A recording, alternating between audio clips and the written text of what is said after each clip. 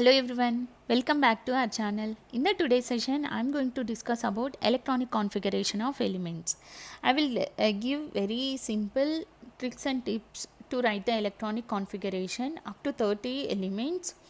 If you know the 1 to 30 elements, you can write electronic configuration in very easy methods. See here. Uh, First, the electrons, where the electrons are present, we already discussed the electrons are present in the orbitals.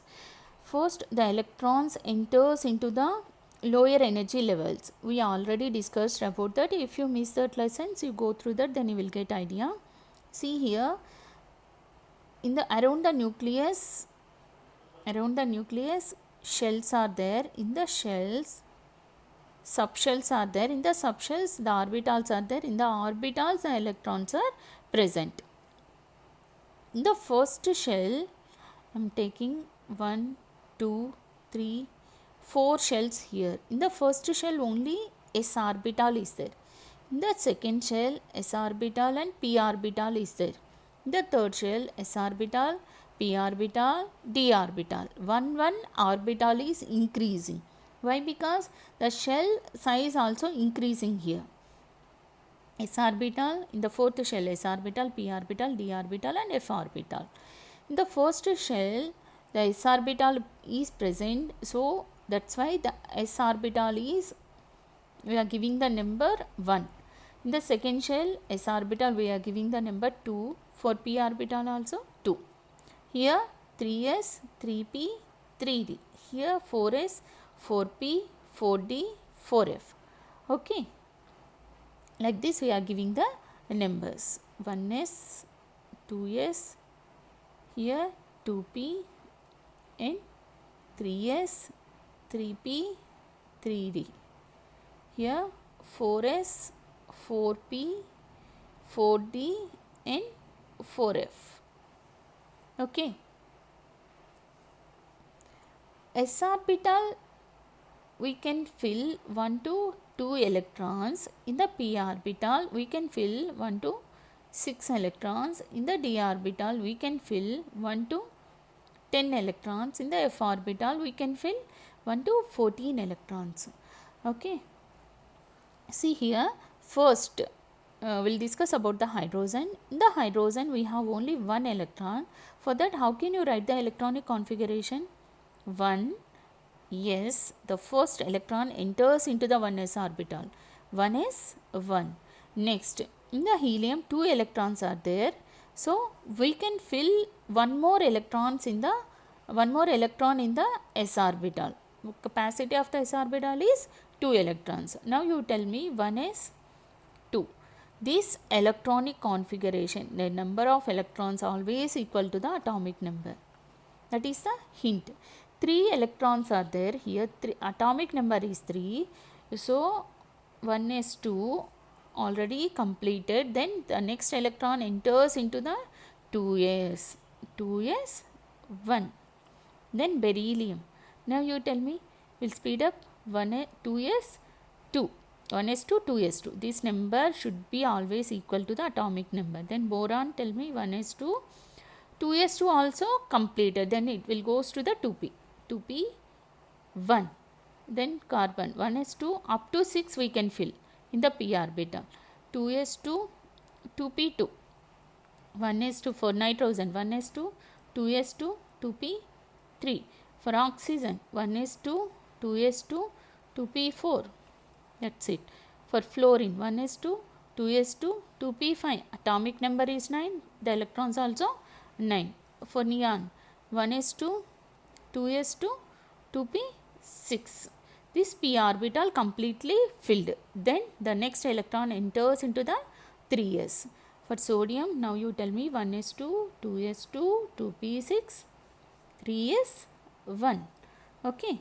We can fill one more electron in the s orbital, but only 11 electrons are present in the sodium. Then we'll go for the magnesium. 1s2, 2s2, 2p6, 3s2. Okay. After completion of 3s, the electron enters into the 3p. Now you tell me for aluminum 1s2, 2s2, 2p6, 3s2, 3p1. 13 electrons. For silicon, 1s2, 2s2, 2p6, 3s2, 3p2.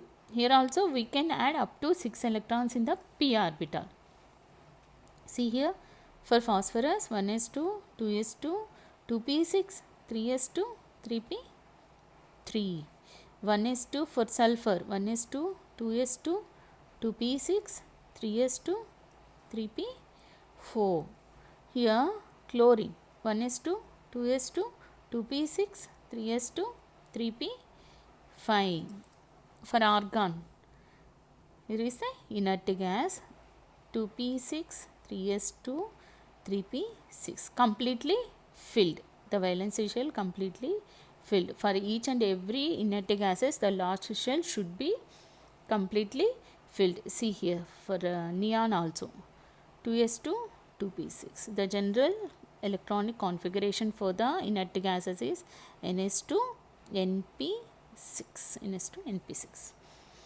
For potassium, 1s2, 2s2, 2p6, 3s2, 3p6. See here, one exception is there. Chemistry, we have so many exceptions. Here also one exception is there. After completion of 3p, the next electron will not enters into the 3d.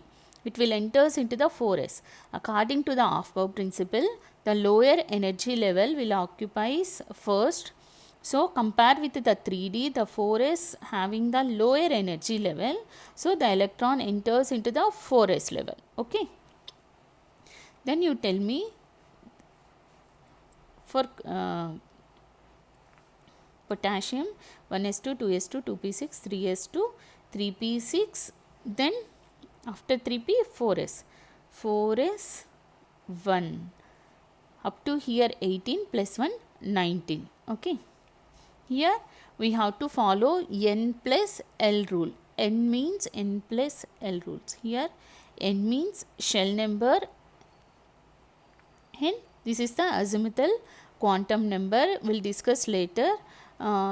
Just I will tell the values for s orbital, L values for the SPDF. For s orbital 0, p orbital 1, and d orbital 2, and f orbital 3. Now you count the n plus L value for the 4s and 3d, then you will get some idea. See, 4s orbital, 4 plus L value here, 4s orbital, 4 plus L value for s orbital 0, so 4. Now we'll calculate for the 3d. Now you tell me 3 plus, what is the L value for the d orbital? 2, 5. See here, the n plus L value is higher for the 3d orbital compared with the 4s. So the first electron enters into the 4s. Okay. 4s, then it will go to the 3d. That is one exception. 4s1. Then 1s2, 2s2, 2p6, 3s2, 3p6, 4s2. After completion of 4s2, it will again goes to the 3d. 1s2, this is the d block element. Scandium is the d block element. 3s2, 3p6, 4s2, 3d1. Titanium, 1s2, 2s2, 2p6, 3s2, 3p6, 4s2, 3d2. Vanadium, 1s2, 2s2, 2p6, 2p6, 3s2, 3p6, 4s2, 3d3. 23 electrons. See here, up to here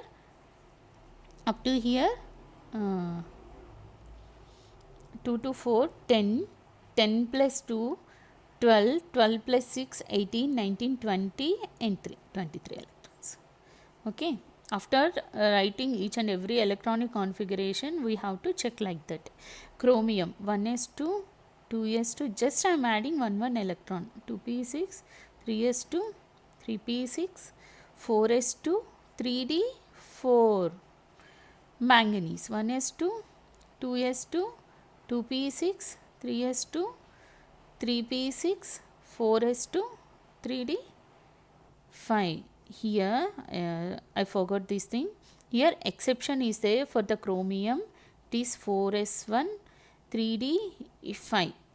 For chromium and the copper, exceptions are there.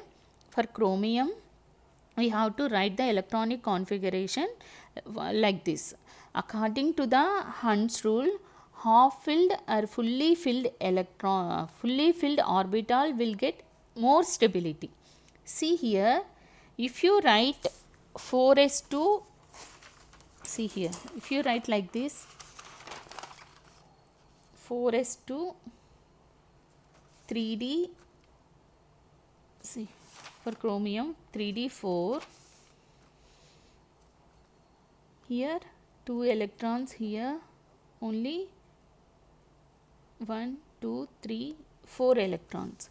It will not get stable. If you write 4s1 3d5, it is only in the ground state, it is not in the excited state. For stability only we are writing like this. For the stability we are writing like this. 3d5, 1 2 3 4, see, 1 2 3 4 5. Then both are half filled electrons. Both orbitals are having the half filled electrons, then they will get the stability. That is one of the exception for the chromium. Copper will discuss later. 4s2 3d5. Here possibility is there to write the half filled electron, that's why here we write for the chromium. Then we'll go for the ion. 1s2 2s2 2p6 3s2 3p6 4s2 3d6. Okay, then we'll go for the cobalt. 1s2 2s2 2p6 3s2 3p6 4s2, tell me students, 3d7. For nickel 1s2 2s2 2p6 3s2 3p6 4s2 3d8. Again for copper exception is there. 1s2 2s2 2p6 3s2 3p6 4s1 3d9. 3d, sorry, something got wrong here. 1s2 2s2 2p6 3s2 3p6 4s2 3d10. 3d10. Okay, now it's correct. If you write 4s2 3d9, and the atom will not get stable. Here possibility is there to write the half filled electrons. See here 4s1 3d10, 4s1 3d10. This is half filled and the d orbital is completely filled. Completely filled the d orbital. 1 2 3 4 5. First the electrons will singly occupy, then only the pairing will takes place. See, this is half filled and this is completely filled. The chromium and copper is called as, the electronic configurations are called as anomalous configurations. They are something different. Compare with other elements, they are having the different electronic configuration. That is the reason they both are called as anomalous configurations. Okay. Then the last element is zinc. We'll write the electronic configuration for the zinc. Tell me the atomic number. If you know the atomic number, it's very easy. Zinc. Tell me students. 1s2 2s2 2p6 3s2 3p6, next 4s2 3d10.